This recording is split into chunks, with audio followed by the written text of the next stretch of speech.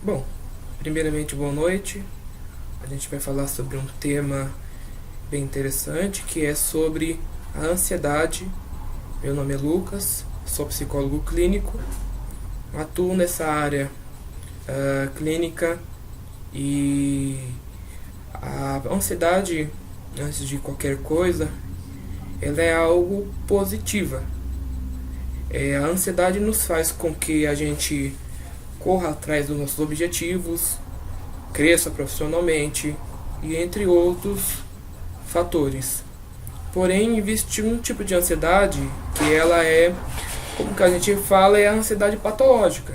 Então, imagine você com a ansiedade patológica, aquela ansiedade excessiva, que influencia no seu sono, que influencia no seu estado de humor, e isso acaba, de certa forma, manipulando o seu estado de humor. Então, uma coisa que é interessante a gente deixar bem claro: a ansiedade patológica, ela trabalha ao descompasso do paciente. Isto é, quando nós temos uma ansiedade patológica, a gente não consegue focar nos objetivos e utilizar a ansiedade boa, a ansiedade comumente dita como saudável, ao nosso favor como algo de motivação. Por exemplo, você tem uma prova e você sabe que aquela prova vai definir a sua nota, né? Por exemplo, numa matéria da faculdade, do ensino médio. E se você não estuda, você vai ficar com aquela sensação de vou mal na prova, então eu vou tirar nota 0. Então, de certa forma, essa ansiedade, entre aspas, ela vai criar em você aquela sensação, aquele mover interno, né? Funcionando como um gatilho motivacional, certo? Uma motivação para que você venha estudar e se preparar para não ir mal naquela prova, certo? Agora, vamos lá. Quando a gente temos a ansiedade patológica, além de você se preparar, a todo momento, por exemplo, você pode pegar o livro, abrir o livro, fechar o livro, entende? Então é algo que você não se programa. Então está fora do seu controle. À medida que isso está fora do seu controle, logo você não controla ela. Esse é o primeiro ponto. E, além disso, ela vai te prejudicar. Então, quando a gente, como terapeutas cognitivos comportamentais, um modelo cognitivo para a ansiedade foca exatamente a separação entre a ansiedade comumente dita saudável e a ansiedade patológica. Então, quando você tem os dois conceitos trabalhados e separados em miúdos, você entende que você consegue trabalhar a ansiedade patológica a um ponto que ela se torne uma ansiedade saudável, né? Imagine você com uma ansiedade patológica não conseguindo dormir de noite, porque aquela prova, enfim, de matemática é muito difícil. Então, logo você vai ter a falta do sono, vai ficar irritado, enfim, então isso vai prejudicar a vida sua, certo? E muito. Mas, voltando a falar do modelo cognitivo, então a gente vai tentar estabelecer com o cliente a separação entre o saudável e o patológico. Quando a gente consegue estabelecer a agenda e a psicoeducação do saudável e do patológico, o cliente vai ter uma maior compreensão do que está acontecendo no seu estado de humor, né? Vai conseguir compreender qual que é a função da ansiedade, né? Porque assim, muitas pessoas falam, eu estou ansioso, e coloca isso como algo ruim, como algo, nossa, acabou muito.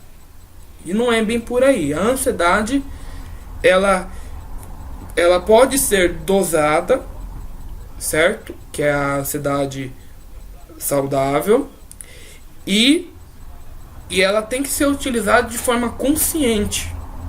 Então esse modelo cognitivo, primeiramente, ele deixando bem claro que a ansiedade é um sentimento que vem do interior da pessoa, que é manifestado em comportamentos de irritação, comportamentos irritadiços, por exemplo, a pessoa não conseguir dormir, responder mal, estar preocupada, demonstrar cansaço pelo excesso de preocupação, e enfim.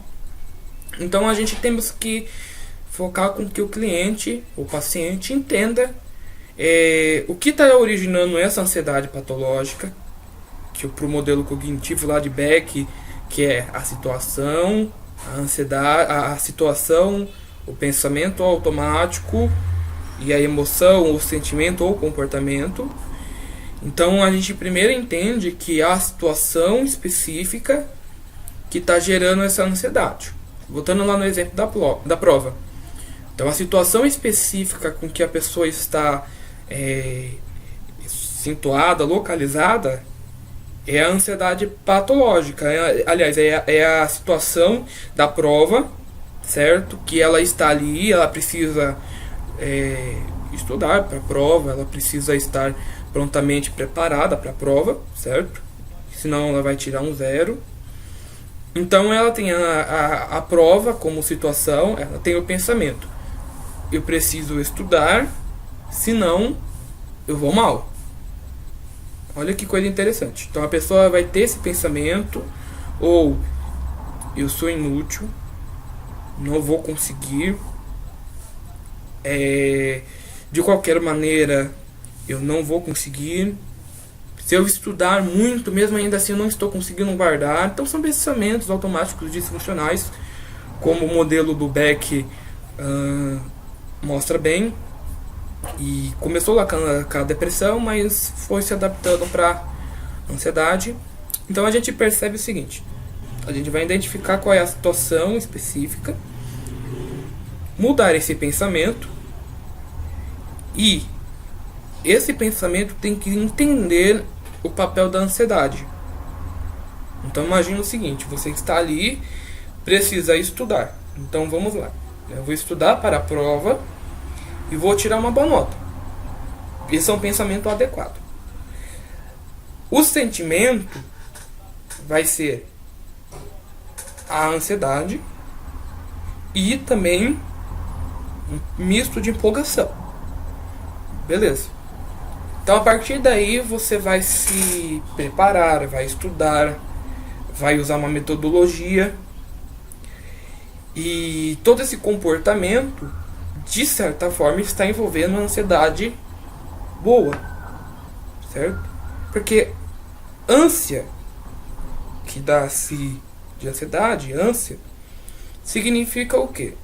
É a capacidade que você tem de estar preocupado, estar, como posso explicar, com um objetivo. Enquanto você não chega nesse objetivo, você não se sente em paz.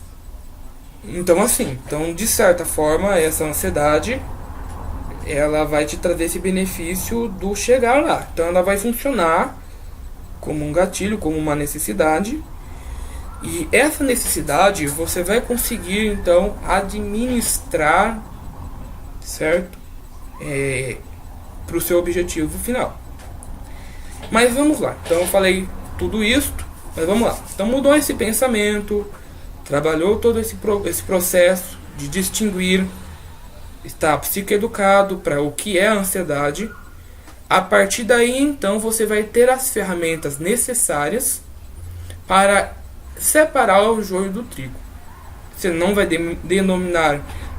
demonizar, aliás, tudo e descartar tudo, mas ao mesmo tempo você também não vai ficar sem a sua ansiedade, que vai te levar ao resultado positivo, certo? Então esse foi o dia de hoje, deixando a diferença entre a ansiedade patológica e a ansiedade boa, que funciona como um gatilho para alcançar o objetivo. Se você gostou desse vídeo, deixa o seu like. Esse é o primeiro vídeo de algumas séries que nós vamos falar um pouco sobre a ansiedade. Obrigado, boa noite.